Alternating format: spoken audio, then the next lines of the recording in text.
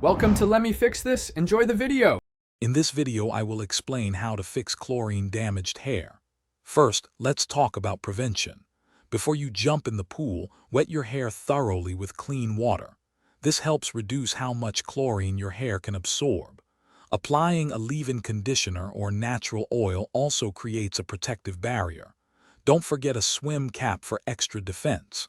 After your swim, rinse your hair immediately to wash away chlorine. After swimming, the first step is to use a clarifying shampoo. These shampoos are formulated to strip away chlorine and other chemical buildup. Follow this with a rich, deep conditioning treatment. Let it sit for at least 5 to 10 minutes to really penetrate and rehydrate your strands.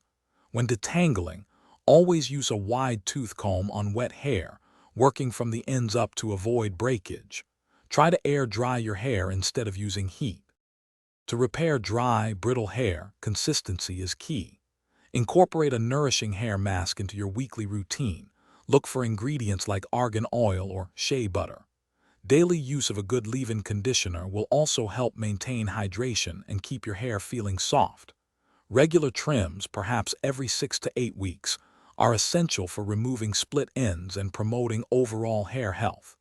Also, protect your hair from the sun's harsh UV rays.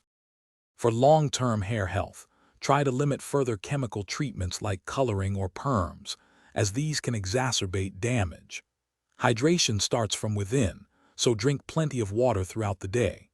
A balanced diet, rich in essential vitamins and minerals, also contributes significantly to strong, healthy hair.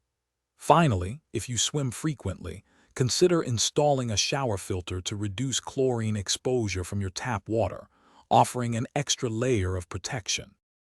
Thanks for watching. If you found this helpful, don't forget to like and subscribe.